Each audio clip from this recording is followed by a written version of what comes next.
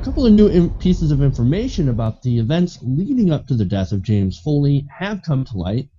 President Obama had apparently ordered a rescue mission to rescue James from ISIL. Now, of course, it didn't work. The reports were that the special forces, they could not find him because he was not in the area of which they thought they were. So once again, they couldn't find him, so they couldn't rescue him. And now ISIS claims that it executed James Foley because of these airstrikes. But that also turns out to be false, because actually they attempted earlier to ransom Foley off to raise money. See, this is sort of what these Al-Qaeda groups, or actually this is what Al-Qaeda used to do in Europe. They would capture Europeans and they would ransom them off for money to pay for their wars, to pay for their arms and weapons and all of that. Now, that didn't work. America has a policy of not giving in to ransom demands to terrorist groups, and at least in this case, we've actually honored that policy, as well as refusing to do a requested prisoner transfer of some of the suspected, ISIL militants in exchange for some of the reporters that were captured. Now, I think in my book, we did everything that we could for them without, compromising those values. But Liz Cheney, of all people, had some words for Obama on Twitter about this. She tweeted, quote, "Obama is more dedicated to golfing than he is to defending the nation." To that I have to say, bitch, what the fuck is he supposed to do? Send in the troops? Is that what you want? Look, we're already sending in 300 ground troops to defend our embassy in Baghdad. And we're doing a lot of airstrikes, and we're continuing to, we're thinking about expanding those airstrikes. So, as bad as it is to say, I don't think there was anything else we could have done for James Foley. And that's really, really sad. Now, could you imagine, though, guys, if Fox News had given ISIS or ISIL ransom money or did a prisoner exchange? Imagine that.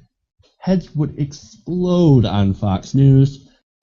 Yeah, I mean, this sort of situation, it's one that presidents get in from kind of time to time in every presidency, and it's kind of, you're damned if you do and you're damned if you don't. On Fox News recently, there was a pundit who said, she was really shocked that the Defense Department she said, leaked this information there as an attempted rescue mission. And she said, whatever happened to no comment? Why is the Defense Department saying that they tried an attempted rescue mission?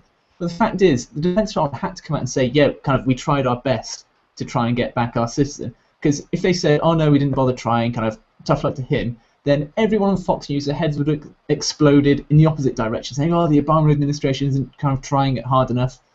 And even though they are trying, you still get other Fox News talking heads like Liz Cheney saying, oh, send in the troops. And of course, Liz Cheney, the entire Cheney family want to send in the troops because it's going to help their fathers, private contractors and business. And it's just that there's not much else, I don't think, that the president and the administration in general could have done here. They can't start negotiating with terrorists. And one could make the argument that in some certain circumstances, depending on the nature of terrorists and how you define terrorists, that you could potentially do a prisoner transfer, or, as Reagan famously did, arms for hostages. There are certain cases where you can do that, but I think with such a radical extremist group like ISIL, there's no way that you can talk to them. I think Obama, when he called them a cancer, that needs to be eradicated in that region, he's right that there's nothing else that you can do for this radical group. You are going to have to show them force, and you can't try and reason with them because they're unreasonable people. Yeah, so Stephen's right and Stephen's wrong. You absolutely can't do arms for prisoners. That Iran-Contra was illegal and Reagan should have gone to prison. But this is, again, another example of it's why the GOP or conservatives in general, whether it's the media, I don't know who really you fault for ginning up all the fake controversy.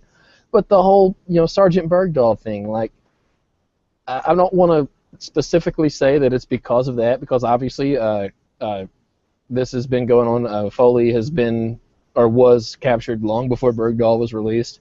But prisoner exchanges are just a fact of war. It's what you do, especially in a situation like this.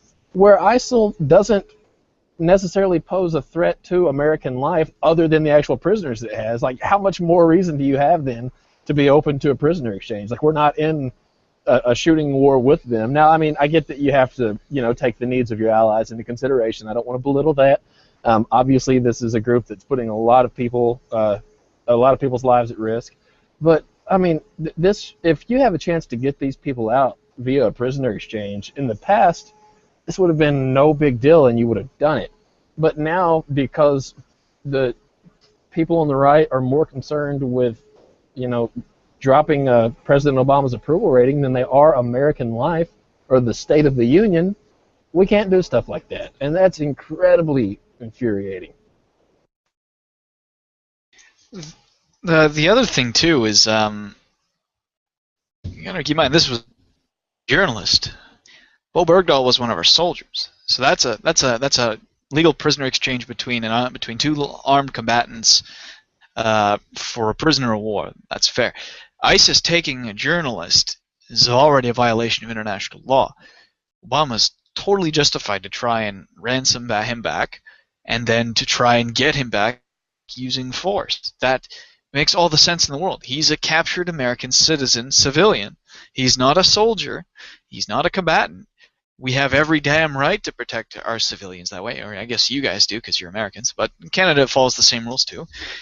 We have every right to use force to protect our citizens if they're caught by and taken illegally by armed militants. There's completely justified in doing that. So Fox is just, as usual, blowing smoke out their ass again. It doesn't matter what they say, except in the eyes of morons and apparently the president.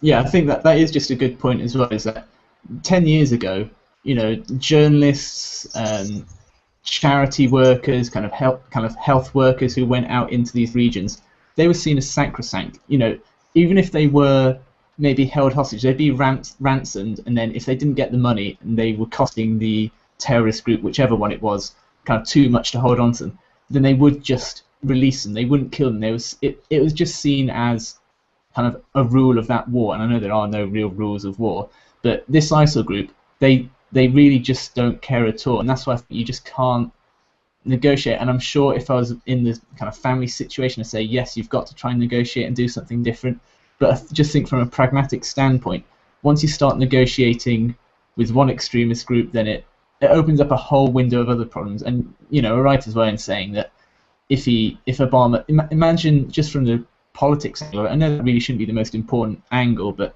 sadly for Obama and his administration is, if he had kind of traded whatever, whether it was a prisoner swap or arms or money or anything in regards to this journalist's life, Fox News would have been blaring headlines, red alert, Obama kind of, on the side with Islamic extremists, he's a Muslim after all, so on and so on and so on. They already say that. To be fair, yeah. They already say all that stuff anyway. Yeah, but they would have turned it all the way up to, well, they're already at 11, they would have turned it up to 12.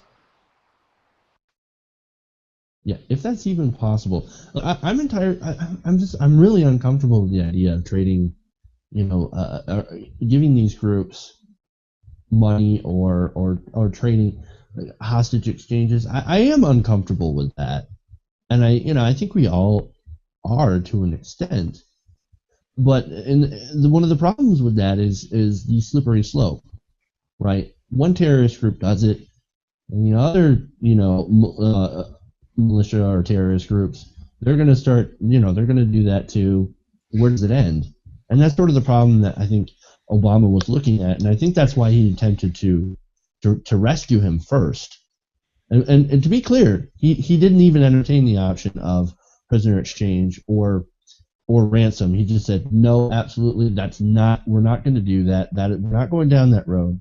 That is not what America does. We do not bargain with terrorist groups. And I actually think it's a bit